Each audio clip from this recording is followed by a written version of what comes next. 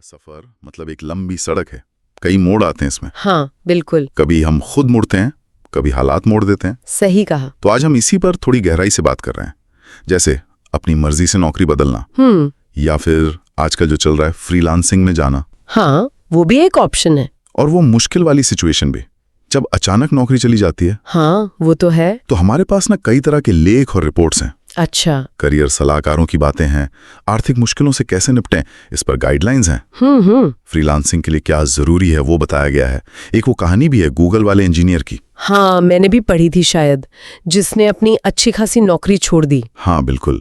और एक्सपर्ट्स ये भी बता रहे हैं कि नौकरी जाने का दिमाग पर क्या असर होता है। वो बहुत जरूरी है समझना। तो कोशिश यही है कि इन सब चीजों को मिला के समझें कि ये सब होता कैसे है, क्या दिक्कतें आती हैं और रास्ते क्या हैं। ठीक है, चलिए शुरू करते हैं फिर। पहला सवाल तो यही आता है दिमाग में कि भाई लोग नौकरी छोड़ते क्यों हैं। जो हमने देखा उसमें कुछ चीजें बार बार आ रही थी, जैसे करियर में ग्रोथ नहीं दिख रही। हाँ ये बहुत कॉमन है। या फिर सिंपल पैसा ज्यादा चाहिए, बेहतर सैलरी, बेहतर बेनिफिट्स। बिल्कुल। कभी कभी ऑफिस का माहौल ही ठीक नहीं लगता। हाँ, टॉक्सिक माहौल जिसे कहते हैं। या मैनेजमेंट से नहीं बन रही, या फिर वो वर्क लाइफ बैलेंस वाली बात। ओ हाँ, वो तो हमेशा ही रहता है कि भाई काम के अलावा जिंदगी भी है। कुछ लोग तो आगे पढ़ने के लिए या बिल्कुल नया कुछ करने के लिए भी छोड़ देते हैं। ये तो हो गई आम वजह है। बिल्कुल। और यहाँ ना एक बहुत जरूरी फर्क है जो समझना चाहिए। अच्छा, क्या? कि कुछ लोग तो सोच समझ कर छोड़ते हैं, मतलब अपनी मर्जी से। इसे हम कह सकते हैं एक चुनाव। वो शायद ग्रोथ के लिए या कुछ नया करने के लिए या बस ज्यादा सुकून के लिए, जैसे वो जिम टैंग वाली कहानी आपने बताई। हाँ, गूगल वाले। हाँ, करोड़ों की नौकरी, लेकिन उन्हें लगा कि नहीं, पैसे के अलावा भी कुछ चाहिए जिंदगी में। तो ये एक सोचा समझा फैसला था। राइट। दूसरी तरफ वो लोग हैं जिन्हें मजबूरन छोड़ना पड़ता है, जैसे ले ऑफ वगैरह। हाँ, छटनी हो गई या कंपनी रिस्ट्रक्चर हो रही है। अब इन दोनों सिचुएशंस का एक्सपीरियंस और जो मुश्किलें आती हैं वो बिल्कुल अलग होती हैं। जाहिर है। एक सोर्स ये भी कहता है कि कोई भी कदम उठाने से पहले ना ये गहराई से सोचना जरूरी है कि असल वजह क्या है। क्या सच में नौकरी या कंपनी में प्रॉब्लम है, या ऑफिस में अभी कोई ऐसी दिक्कत है जिसे शायद बात करके सुलझाया जा सके। हाँ, कई बार हम गुस्से में या फ्रस्ट्रेशन में बड़ा फैसला ले लेते हैं। बिल्कुल, तो वो क्लैरिटी जरूरी है। ये बात तो सही है। अच्छा, मान लीजिए किसी ने सोच समझ लिया और तय कर लिया कि छोड़ना है अपनी मर्जी से। ठीक है, तो क्या करना चाहिए? मतलब प्रैक्टिकल स्टेप्स क्या हैं? हमारे सोर्सेस क्या कहते हैं? हाँ, उसमें कुछ जरूरी बातें हैं। पहली तो यही कि भाई जल्दबाजी ना करें। ठंडे दिमाग से। बिल्कुल। सोचें, क्या मैनेजर से बात की है, क्या पता कोई हल निकल आए। हो सकता है। और अगर पक्का है कि जाना ही है तो सोचें कि आगे क्या, नई नौकरी कब तक मिलेगी, पैसे का इंतजाम है। हाँ, फाइनेंशियल प्लानिंग। बिल्कुल। फिर वो छोटी छोटी मगर जरूरी बातें, जैसे ऑफिस कंप्यूटर से अपना पर्सनल डेटा हटाना। हाँ, वो जरूरी है। अपने कलीग्स को प्रोफेशनली बताना, और एक चीज जो बार बार कही गई है कि अच्छे नोट पर छोड़ें। रिश्ते खराब ना करें। हाँ, शालीनता से। क्या पता कब कहाँ कौन काम आ जाए, भविष्य का कुछ नहीं पता होता। सही बात है। और ये सीधे तौर पर जुड़ता है प्लानिंग से, योजना बनाने के महत्व से। प्लानिंग तो हर चीज में जरूरी है। तो नौकरी छोड़कर फ्रीलांसिंग जैसा कुछ करने की सोच रहा है। हाँ, क्योंकि वो तो बिल्कुल अलग दुनिया है। हाँ, वो सिर्फ नौकरी छोड़ना नहीं है, वो पूरा वर्किंग मॉडल बदलना है। अच्छा। हाँ, तो उसके लिए पहले से बहुत कुछ सोचना पड़ता है, जैसे आप किस चीज में एक्सपर्ट हैं, क्या स्किल्स हैं आपके पास, क्या वो स्किल्स मार्केट में चलेंगी या उन्हें थोड़ा और मांझने की जरूरत है। सही है। क्लाइंट्स कहाँ से लाएंगे, कैसे मिलेंगे, सबसे बड़ा सवाल। हाँ, और अपनी सर्विस का दाम क्या रखेंगे। और सबसे जरूरी, क्या आपके पास इतनी सेविंग्स हैं कि शुरू के कुछ महीने जब शायद इनकम ना हो, आप गुजारा कर सकें। वो बफर। हाँ, वो बफर बहुत जरूरी है। फ्रीलांसिंग सुनने में अच्छा लगता है, पर इसमें चुनौतियां बहुत है। आपने ये फ्रीलांसिंग की योजना की बात की, एक आइडिया वो भी आता है मून लाइटिंग का। हाँ हाँ, अच्छा सवाल पूछा आपने। बिल्कुल, मून लाइटिंग का जिक्र था एक सोर्स में। ये एक तरीका हो सकता है फ्रीलांसिंग को टेस्ट करने का, कम रिस्क वाला। लेकिन हाँ, ये सच है कि ये हर किसी के लिए मुमकिन नहीं है। अगर आपकी नौकरी ही इतनी डिमांडिंग है कि आपके पास टाइम या एनर्जी ही नहीं बचती, तो फिर मुश्किल है। हाँ, तो फिर ऊपर से और काम लेना मुश्किल हो सकता है। बर्नआउट का खतरा भी है। और कंपनी पॉलिसी भी देखनी होगी। बिल्कुल, कुछ कंपनियां अलाउ नहीं करती, तो पहले पॉलिसी चेक करें और अपनी कैपेसिटी को भी ईमानदारी से देखें। ये एक ऑप्शन है पर अकेला ऑप्शन नहीं। ठीक है। अगर ये मुमकिन नहीं तो फिर फ्रीलांसिंग में जाने से पहले और भी तगड़ी प्लानिंग और ज्यादा सेविंग्स चाहिए होंगी। समझ गया। अच्छा, ये तो हुई सोच समझ कर जाने की बात। अब आते हैं उस पर जो ज्यादा मुश्किल है, जब नौकरी अचानक चली जाती है बिना किसी वार्निंग के। हमारे स्रोत बताते हैं कि इसका असर बहुत गहरा होता है कई लेवल पर। सबसे पहले तो जाहिर है पैसा। हाँ। इनकम बंद। हाँ, वो तो सबसे बड़ा झटका होता है। रोज के खर्चे हैं, प्लानिंग है, सब गड़बड़ा जाता है। बिल्कुल। लेकिन असर सिर्फ पैसों का नहीं है, इमोशनली भी ये बहुत बड़ा झटका है। हाँ, मानसिक रूप से चिंता होती है, डर लगता है फ्यूचर का, कभी कभी शर्मिंदगी भी महसूस होती है या लगता है कि हम किसी लायक नहीं हैं। डिप्रेशन जैसे लक्षण भी आ सकते हैं और अकेलापन, क्योंकि काम की जगह अक्सर हमारा सोशल सर्कल भी होता है। हाँ, मानसिक स्वास्थ्य पर इसका असर वाकई बहुत गंभीर हो सकता है। कई एक्सपर्ट्स यही बताते हैं। नौकरी सिर्फ पैसे कमाने का जरिया नहीं होती ना। सही बात है। वो हमारी पहचान से, हमारी सेल्फ रिस्पेक्ट से, समाज में हमारी जगह से जुड़ी होती है। जब वो अचानक चली जाती है तो लगता है जैसे पहचान ही छिन गई हो, कि हम बेकार हो गए। ये फीलिंग बहुत खतरनाक हो सकती है। हाँ, और ऐसी मुश्किल टाइम में ना, जैसा सॉस बार बार कहते हैं, परिवार और दोस्तों का साथ, वो सोशल सपोर्ट जो होता है, हाँ, वो बहुत जरूरी है। बहुत ज्यादा जरूरी है। सिर्फ इमोशनल सपोर्ट के लिए नहीं, बल्कि प्रैक्टिकल हेल्प के लिए भी। जैसे कोई नौकरी ढूंढने में मदद कर दे या बस आपकी बात सुन ले। और अगर लगे कि भाई बहुत ज्यादा स्ट्रेस हो रहा है, एंजाइटी हो रही है, डिप्रेशन फील हो रहा है, तो प्रोफेशनल हेल्प लेने में बिल्कुल नहीं हिचकिचाना चाहिए। हाँ, काउंसलर या थेरेपिस्ट से मिलना। बिल्कुल। ये उस सिचुएशन से बहुत अलग है जहां आप खुद नौकरी छोड़ रहे हैं। वहां आप थोड़ा मेंटली तैयार होते हैं। हाँ, कंट्रोल में फील करते हैं। यहाँ वो शॉक, वो अनिश्चितता, वो कंट्रोल खो देने का एहसास बहुत ज्यादा होता है। और एक चिंता की बात ये भी है कि कई बार लोग इस स्ट्रेस से डील करने के लिए शराब या नशे का सहारा ले लेते हैं। ओहो, वो तो और खराब कर देता है सब। हाँ, उससे सिचुएशन और बिगड़ जाती है। ये जानना वाकई परेशान करता है कि असर इतना गहरा है। क्या सोर्सेज में कुछ शुरुआती कदम बताए गए हैं? मतलब जब इंसान उस पहले शॉक से गुजर रहा हो, तब क्या करें? हाँ, कुछ शुरुआती चीजें हैं जो मदद कर सकती हैं। पहली तो ये कि अपनी फीलिंग्स को एक्सेप्ट करें। दबाएं नहीं। हाँ, गुस्सा है, दुख है, डर है, जो भी है उसे महसूस करें। दबाने से बात बिगड़ती है। दूसरा, फौरन अपने भरोसे के लोगों से बात करें। अकेले ना रहें। बिल्कुल। तीसरा, कोशिश करें कि एक रूटीन बनाए रहे, चाहे वो पहले जैसा ना हो। स्ट्रक्चर। हाँ, सुबह उठना, तैयार होना, छोटे मोटे काम करना, इससे थोड़ा कंट्रोल का एहसास लौटता है। और चौथा, छोटी छोटी जीतों पर ध्यान दें। जैसे रिज्यूमे अपडेट कर लिया या किसी पुराने कलीग से बात कर ली। ये छोटे स्टेप्स कॉन्फिडेंस वापस लाते हैं। अच्छा। और जैसा पहले कहा, अगर इमोशंस बहुत हावी हो रहे हैं तो प्रोफेशनल हेल्प लेना कोई कमजोरी नहीं है, वो अपनी देखभाल करना है। सही बात है। और इसी अचानक नौकरी जाने से सीधे जुड़ा है वो बड़ा चैलेंज, पैसों का मैनेजमेंट। हाँ, फाइनेंशियल स्ट्रेस। इनकम बंद तो पैसा मैनेज करना सबसे पहली प्रायोरिटी बन जाता है।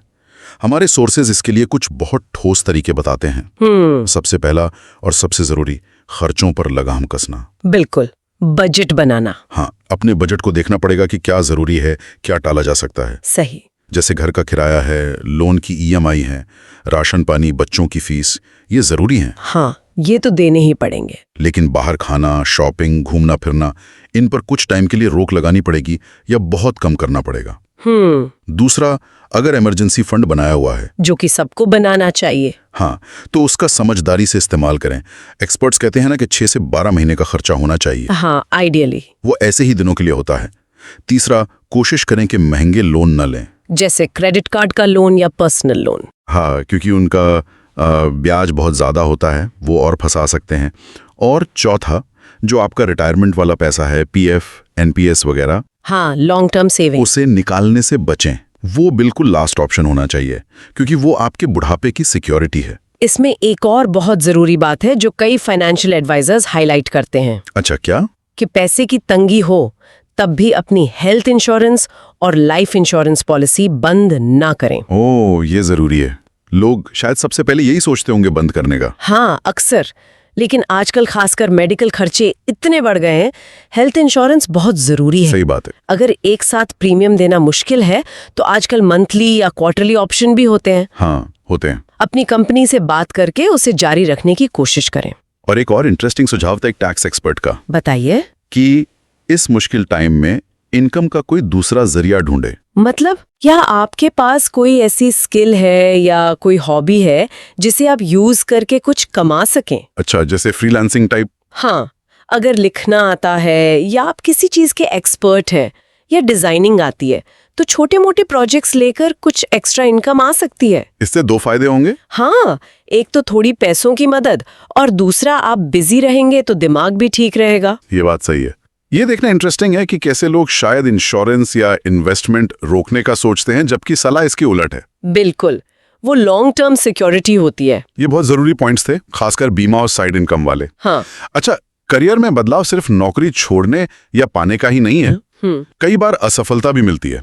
इंटरव्यू में फेल हो गए, कोई प्रोजेक्ट ठीक नहीं चला। हाँ, होता है। या किसी से बात करते हुए अपनी बात नहीं रख पाए। हाँ। लेकिन एक सोच कहता है कि फेलियर को एंड नहीं मानना चाहिए। सही बात है, सीखने का मौका है। हाँ बिल्कुल, उसे सीखने का जरिया बनाएं। कुछ स्टेप्स बताए हैं। पहला, ईमानदारी से माने कि हाँ फेल हुए, बहाने ना बनाएं। ओनरशिप लेना। दूसरा, शांति से सोचें कि गड़बड़ कहाँ हुई, क्यों हुई, तैयारी कम थी, तरीका गलत था या हालात ही ऐसे थे। विश्लेषण करना। तीसरा, उससे सबक सीखें। और चौथा, उस सबक के बेस पर खुद को इम्प्रूव करें, अपनी स्किल, अपना तरीका, ताकि अगली बार बेहतर कर सकें। और ये सोच सिर्फ नौकरी के लिए नहीं, फ्रीलांसिंग जैसे नए रास्तों के लिए भी उतनी ही जरूरी है। बिल्कुल, वहाँ तो रिजेक्शन और उतार चढ़ाव और भी आम है शुरू में। वो जिम टैंग वाली बात भी यही दिखाती है। गूगल छोड़ा, कंटेंट बनाना शुरू किया, तो ऐसा नहीं कि बस सीधे ऊपर ही गए। हाँ, उसमें भी टाइम लगा। कभी धीरे, कभी तेज, पर वो लगे रहे, सीखते रहे, इम्प्रूव करते रहे। बिल्कुल। और एक नया रास्ता बनाने के लिए, खासकर फ्रीलांसर बनने के लिए, कुछ चीजें बहुत जरूरी हैं। जैसे? पहली तो वही अच्छी प्लानिंग और रियलिस्टिक सोच। ये समझना कि टाइम लगेगा, मेहनत लगेगी, इनकम शायद शुरू में ऊपर नीचे हो।